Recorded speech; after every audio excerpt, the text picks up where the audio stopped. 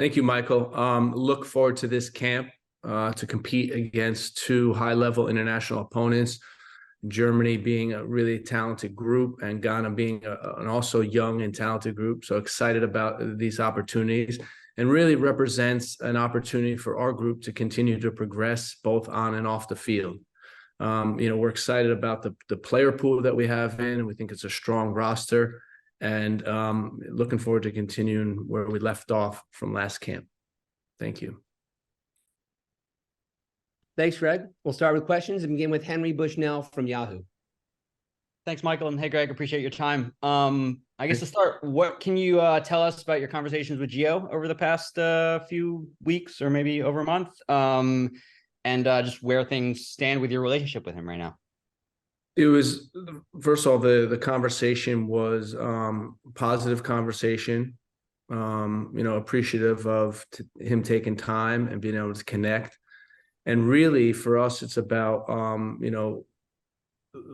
aligning on how we're moving forward. And I think we did that. The exact contents of the conversation, I'm going to leave private, but we're in a good spot to prepare for this camp and to really, in my opinion, treating this very similar to how we did with Ballo in last camp, is build him up, build his minutes up, that he goes back to Dortmund in a better place, and using him on the field in a way that he can return to Dortmund ready to go. So that's going to be important for this camp. Next question is Doug McIntyre from Fox. Thanks, Michael. Hey, Greg, good to see you. Just to follow up on Henry, on Gio, where did the conversation take place? Was it in person? Was it over the phone, over Zoom? What can you tell us about that? And how much do you think Gio can play in these two games, considering he hasn't been on the field for club or country since June? Thanks again. It was a Zoom conversation. And again, for us, our objectives in this camp is very similar to Ballo in last camp, is how many minutes can we give him on the field that, he can build up in a safe way and then go back to Dortmund and really, propel him to make a big impact for his club. So we're going to be creative with the minutes. We want to certainly get him on the field and work through both the Germany game and seeing what position he plays, and then in the Ghana game, same thing, seeing how we can get him in different positions throughout the camp on the field. Next will be Stephen Goff from the Washington Post. Hi, Greg. Thanks for your time. How would you? Are there still things to be resolved with Gio? I mean, obviously, you've taken a major step forward, but this is not a simple coach-player situation. You obviously have a long history with Gio and his family. Are there still things you need to move past? Well, I'd say that the conversation was positive. I was really just appreciative of the conversation, and having said that, acknowledging that I think it will take time. It's a difference between a Zoom call and being in person, but I think that both intentions are positive, and the idea is that we work together for the team to be successful, and I think we're both prepared to do that. So I think that although it may take some time, we're both aligned with what we want to accomplish. Next will be Paul Tenorio from The Athletic. Greg, in the last cycle, Tyler Adams was the constant for you guys. He was the player who played in every qualifier, and to have him out with injury now, and it looks like maybe an extended period of time, how do you go about replacing him or trying to find ways to play without him? And how much does Gio's role and ability to play minutes impact that, and kind of how you think about the way the midfield is organized, whether it's Eunice dropping deeper because someone like Gio plays in a more attacking role, or kind of a like for like and keeping Eunice and Weston in the roles that they typically play? Thank you. Yeah, you saw Eunice yesterday playing a little bit deeper, especially later in the game for Milan in the Champions League. So he's certainly doing that now with his club. But for me, it's I think the first thing to acknowledge is, all of us, the staff, the players feel really, really bad for Tyler because he's working so hard to get back and had a setback and won't be involved in this camp. So we're thinking about Tyler. He means a tremendous amount to this team, both on and off the field. That's the first thing. And the second thing, it gives us an opportunity to have a plan B when and if Tyler isn't available. And we'll work through this, whether that's with Eunice and Weston playing a little deeper, and then with an attacking midfielder, or whether it's with the traditional single pivot and 2 attacking midfielders. So either way, it's going to give us a lot of information, and really testing it against high-level opponents is going to be fun. So, or again, we have other midfielders. You look at a guy like Malik Tillman, who's playing with PSV, doing really well. He can be in that attacking role. Gio can be in that attacking role. Luka can play, as one of the center midfielders. So there are options, and it's just about working through it. Next will be Jeff Carlisle from ESPN FC. Thanks, Michael. Hi, Greg. So based on what you said just then, and given that Gio played in more of a central attacking role at the Nations League, is that where you see him on the field going forward? Or is he going to reprise his role where he was more on the wing, in the last cycle? And in terms of Tyler, how long do you anticipate him being out? I mean, how much of a setback was this? So for that information, you're going to need to talk to Bournemouth, Jeff. In terms of Gio, we see him being able to play 3 positions, center midfielder, attacking midfielder, and winger. And, we use wingers in different ways. Sometimes the wingers are wide against the line, and sometimes they're in between the lines. And we see him as more of an in between the lines winger. So those 3 positions, he can be utilized in. Next will be Ron Blum from the Associated Press. Hey, Greg. A couple of questions. First, what is the nature of Mackenzie's injury, and what went into Anthony Robinson leaving him off here? And lastly, Gio, when did that conversation between you and him take place? Weeks ago is the answer to that. Mark McKenzie had a broken toe. We expect him to be back shortly on the field. And then with Anthony, he was dealing with this pubalgia, inflammation, sort of like the onset of a sports hernia type of thing.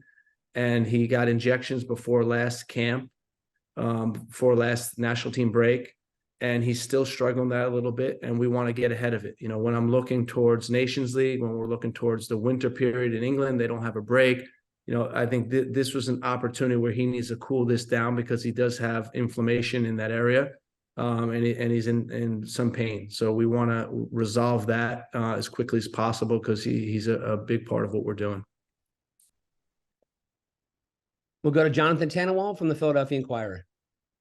Thanks, Michael. Greg, I think you answered the main part of my question, but even with Mark McKenzie's injury, looking at the 4 center backs in this group with Cameron Carter-Vickers back, that could easily be a top 4 for this program for a while. The depth chart obviously goes way beyond 4, but how do you sort of set things at the moment?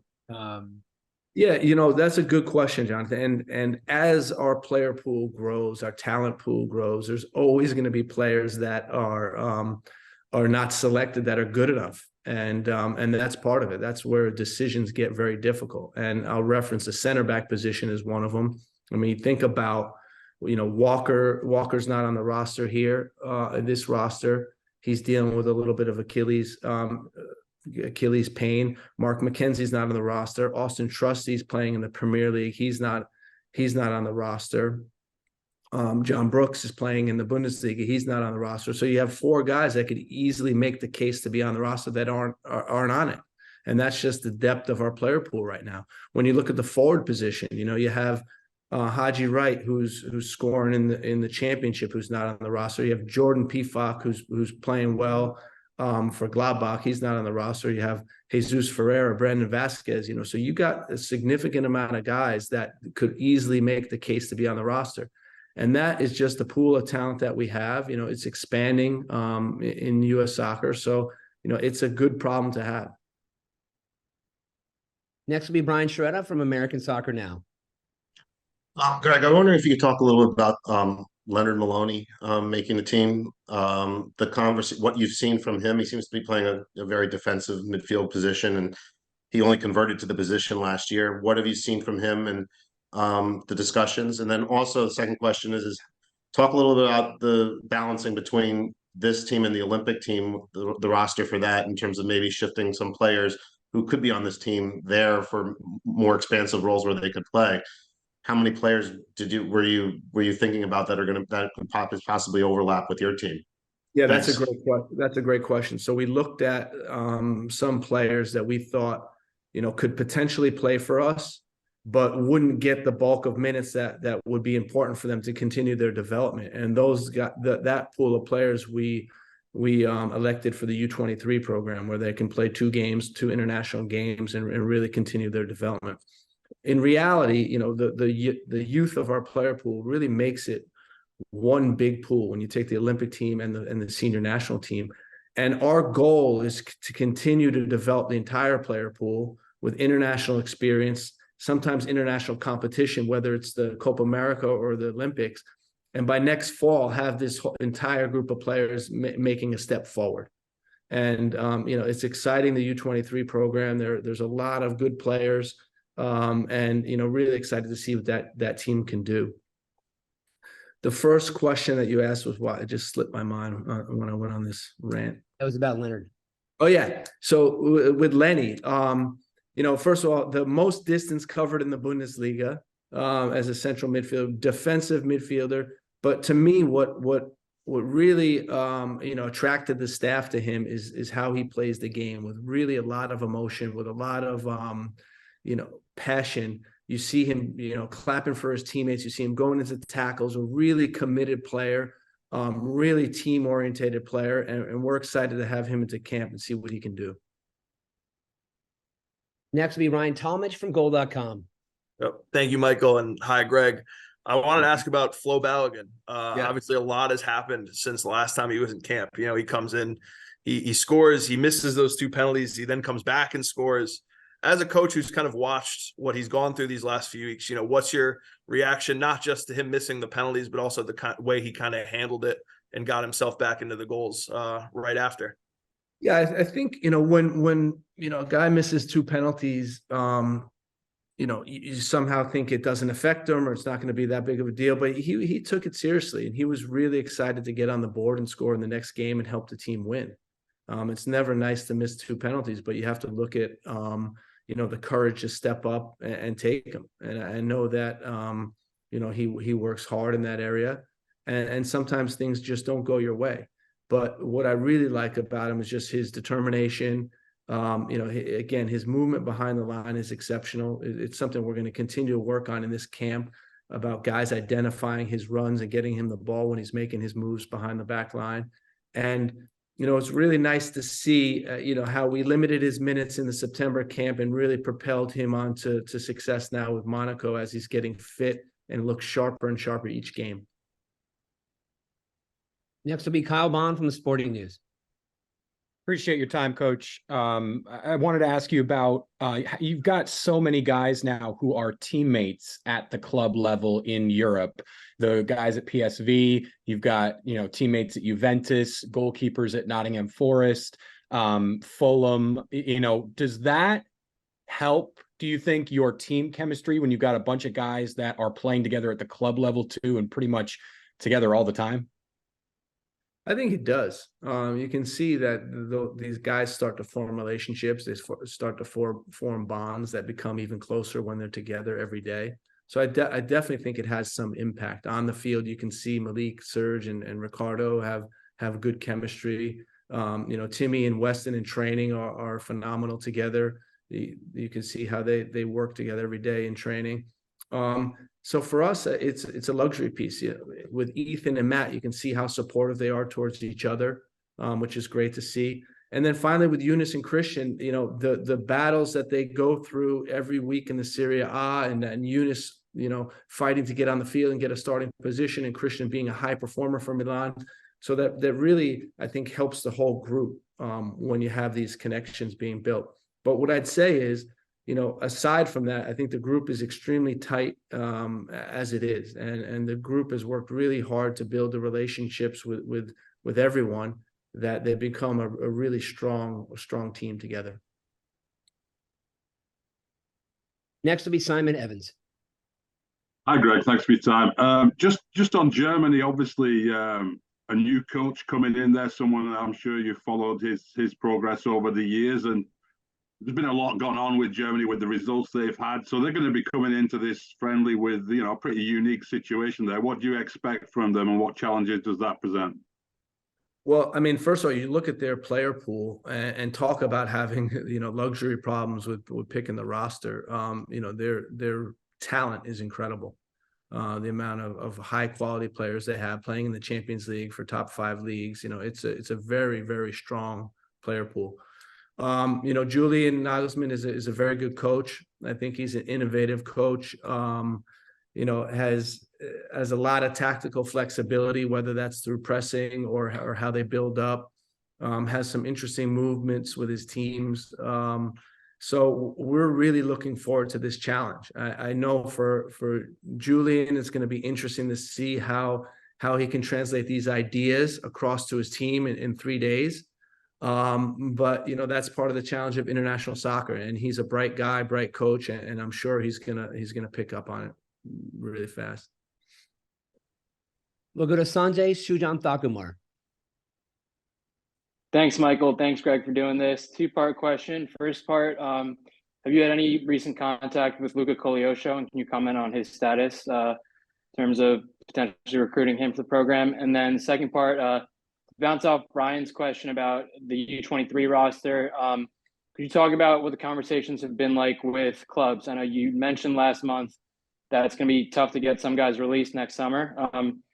How has that dialogue been? And is there any extra expectation from you vis-a-vis MLS clubs to get guys released because of how important this cycle is for the sport in this country in particular? Thanks. Yeah, I would hope there's an appreciation for what we're all trying to do together. And, whether it's MLS clubs or European clubs, the U23 group will be an important group for us. The Olympics will be an important event. If you think about 18 players, 16 plus 2, so 16 field players, potentially 3 overage players, it's going to be a jigsaw trying to fit that and get players available for this tournament. But we have 3 camps building up to it, and then the Olympics. So we'll see. But it is something that we're working on. The other part of your question was what, Sanjay? Sorry. Luca. Yeah, Luca. So I've had conversations with Luca. We are in communication. I know he's also, have been with Italy, U19. He's also eligible for Canada and Nigeria. What I'd say is he's a great guy. He's doing a great job at Burnley. Really happy that he came into the team, was able to get a starting spot right away. It shows what type of worker he is and how quickly he can adapt. So, in terms of a decision, or in terms of, final outcome, that's TBD, but, we'll keep you posted on that. We'll take a few more questions and continue with John Lupo. Hey, Greg. So you can just talk about the inclusion of Christopher Lund and Johnny Cardozo on this team. I know Christopher just recently switched to a U.S. nationality. I believe he played against Uzbekistan. Just talk about where he fits in on the defense, and talk about Johnny's place in the midfield, where you see that, especially with some of the performances he's had with his club team in Brazil. Yeah, so Johnny was going to be on the roster last camp, but unfortunately he sustained that ankle injury. And now he's back. He's healthy. He played last night in the Copa Libertadores semifinal against Fluminense. And unfortunately, they got knocked out with a late goal. But, Johnny's an interesting player. We've been watching his progress for the last 3 years since he made his debut with us, and he's doing a great job. In terms of Christopher, not only did he play in the Uzbekistan game, he also started in Oman and played 90 minutes. And, you know, he's adapting to life in Palermo, adapting to the Serie B. He's doing a good job. He's locked down a starting position. And you can see that for a young player, he's doing a good job, really adapting to a new country, new type of football, and that's never easy. So it will be nice to work with him again in camp, particularly with Anthony being out of this camp. It is nice to see what the left back position looks like beyond Anthony, because we know that he's been a stalwart of this team for the last 4 years. We'll go to Jake Fenner. Thanks, Michael. Hi, Greg. I'd like to go back to Tyler Adams for a second. I was wondering if you have spoken to him since the re-aggravation of his injury, or the setback, however you'd like to put it. And I was wondering if you also had plans for him to be in this camp prior to that injury. Yes, if Tyler wasn't injured, he would have definitely been in camp. And I have spoken to him a number of times, again, you know, expressing the sympathy for what he's going through, and really trying to get a good understanding of the pathway forward. Our last question comes from Andrew Jones. Thank you as always, Michael. Triple G, Greg. Want to ask you first about DeJuan Jones's continued involvement in the program, and how he continues to be an MLS player that's able to get on this deep roster, and as well as your thoughts currently on what took place with the VAR situation with Liverpool, Luis Diaz, and how do you feel the evolution of VAR is being used in the game? You know, I talk about communication, like the 9 out of 10 problems happen because of lack of communication or poor communication. This is just another example of that. You know, it's, to me, it's something that you think they would be able to somehow rectify during the game. And surprising they didn't get that right. But again, you know, there is error in the game. The VAR is supposed to reduce that error, but it happens nonetheless. And unfortunately, you know, it affected the result of the game. So it's never nice to see that. In terms of DeJuan, you know, he's a guy that had a strong Gold Cup with his performance. And looking at our depth in these positions, he can play on the left or right, so that becomes valuable. And really looking at the other fullbacks, you know, there's a couple that will be designated for U23 and try to make an impact and get experience there. And he's not eligible for U23, so it's a great opportunity for him to come in and continue to try to make a case for getting a spot in this group.